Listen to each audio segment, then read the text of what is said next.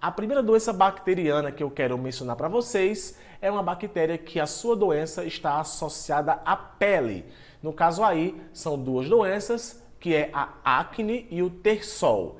A acne quem passa é a Propionibacterium acnes e o tersol quem passa é o Staphylococcus ou Streptococcus, tá? Essas duas manifestações, elas são diferentes, uma vez que uma acontece na pálpebra, que no caso na pálpebra e também no olho, e é uma doença epidérmica, porque a bactéria começa a se reproduzir na pele, tá? Então, quem já viu alguém com tersol, que inclusive pode ser contagioso, mas é menos contagioso do que a conjuntivite, tá? E o tersol, ele fica nessa região, mas através de uso de antibióticos pode matar essa bactéria. De forma geral, pessoal, só a presença da bactéria já faz com que o seu corpo responda de alguma forma inflamatória. Então, o tersol nada mais é do que uma inflamação provocada por bactérias que invadem a epiderme do olho, tá? Ficam por aqui. Já a acne é uma bactéria que é comum da pele, tá? A sua pele tem acne, entretanto, por conta dos poros da sua pele que se abrem e da glândula sebácea, que produz justamente essa oleosidade da sua pele, as bactérias gostam de se alimentar disso e acabam entrando dentro dessa estrutura, começam a se alimentar, encontram lá um ambiente propício para isso e, claro, o seu corpo não vai deixar isso acontecer e começa a matar essas bactérias e forma aquela espinha que você conhece, que ali é um acne ao qual está inflamado, tá? Geralmente, pessoas que possuem muitas espinhas possuem outros problemas paralelos a uma doença bacteriana.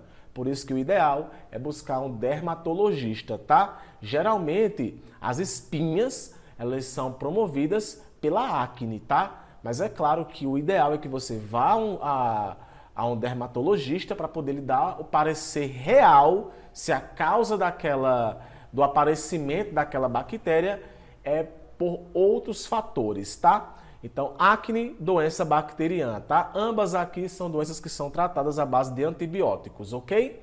Doenças associadas ao sistema nervoso. Eu vou ter o botulismo que promove paralisia do tecido muscular. Inclusive, tem pessoas que aplicam, né, o Botox, que justamente é a toxina da bactéria Clostridium botulinum, que promove justamente essa estriação do músculo, fazendo com que ele não se contraia, tá? Essa bactéria ela é anaeróbica, ou seja, ela vive em ambientes que não têm oxigênio. Por essa razão, essa doença, você se contagia com essa doença geralmente quando você come alimentos contaminados por ela, que no caso são enlatados, tá? Eu travei um pouco assim porque existem outras formas de contágio do botulismo, mas a forma mais comum, que é popularmente conhecida, é através de alimentação contaminada. Por isso que o ideal é sempre você ferver bem seus alimentos, e especificamente alimentos enlatados, tá? Eu tenho a Mycobacterium leprae, que é uma bactéria que promove a hanseníase, que era antigamente chamada de lepra. Essa bactéria ela promove a morte de terminações nervosas da sua pele e você para de sentir dor, né, em regiões específicas, tá? Não é à toa que o teste para saber se você está com essa doença ou não é caso apareça em você uma manchinha, se você ficar tocando, se você não sentir a dor, é o ideal você procurar um médico, porque ninguém sabe se você pegou aí hanseníase e é uma doença extremamente contagiosa, tá? Patrick, volta só para botulismo. De que forma é que ele pode matar? Bom, o botulismo, pessoal, ele pode te matar de diversas formas, tá? Uma vez que ele promove a questão, porque eu lembrei aqui de outra coisa sobre botulismo. Eu sou assim, eu lembro de uma coisa e eu volto. O botulismo ele pode promover, pessoal, por conta dessa estriação do tecido muscular, por exemplo, a pessoa pode ter problemas respiratórios, tá? Justamente porque músculos que estão presentes no nosso sistema respiratório, eles podem ser comprometidos, tá? Na hanseníase é uma doença que quando você observa fotos de alguém que tem ela, você vê que a pele da pessoa está totalmente cheia de feridas, então também é uma doença epidérmica, mas ela é de ordem de sistema nervoso, tá? E eu tenho aí as famosas inflamações na meninge. A meninge, que é uma camada, né, que são as camadas que revestem o nosso cérebro, tá? E essas meninges, elas podem ficar inflamadas. Só que a meningite, ela pode ser promovida não só por bactérias. Vírus podem promover meningite, fungo pode promover meningite, até vermes podem promover meningite, tá? A meningite aqui em questão é a meningite bacteriana, que é causada pela Neisseria meningitidis. E, gente, muito contagiosa também. Assim como a hanseníase, a meningite também ela é muito contagiosa, tá? E tem aqui também o tétano, que também causa espasmos musculares, tá? Que é a Clostridium tetani, que olha só, é do mesmo gênero do botulismo. É também uma bactéria anaeróbica, que geralmente você pode encontrar ela no solo, tá? Não é só em material enferrujado, não. Você pode também encontrar essa bactéria no solo, tá? Então a bactéria geralmente fica em materiais enferrujados. Então quando você se cortar, o ideal é você tomar uma vacina antitetânica, tá? Ou você lavar e verificar se realmente aquele material que você se cortou estava enferrujado, tá? Então vai promover aí diversos tipos de espasmos musculares. Já vi casos de pessoas que contraíram tétano através da inchada, lá revolvendo o solo e acabou se cortando o pé, né, por alguma razão, e acabou aí que naquele momento, naquele lugar, naquela superfície, naquele objeto, tinha a bactéria Clostridium tetani e promoveu essa doença, tá? Doenças associadas ao sistema digestório. Eu vou ter a cárie, que é uma doença bacteriana muito conhecida, mas as pessoas não sabem, muitas vezes, que ela é uma doença bacteriana. A cárie que a sua boca já tem bactérias e quando você come, a boca fica repleta de bactérias. E o Staphylococcus mutans, ele adora isso. Então ele começa a se alimentar do resto de alimento dos seus dentes e ácidos são liberados e o esmalte do seu dente e algumas camadas da coroa do seu dente começam a ser comprometidas até atingir partes internas. É a mesma coisa que acontece com a pele. A bactéria encontrou um ambiente propício, lá ela vai começar a se reproduzir e o seu corpo não vai permitir que isso vai acontecer e vai inflamar, tá?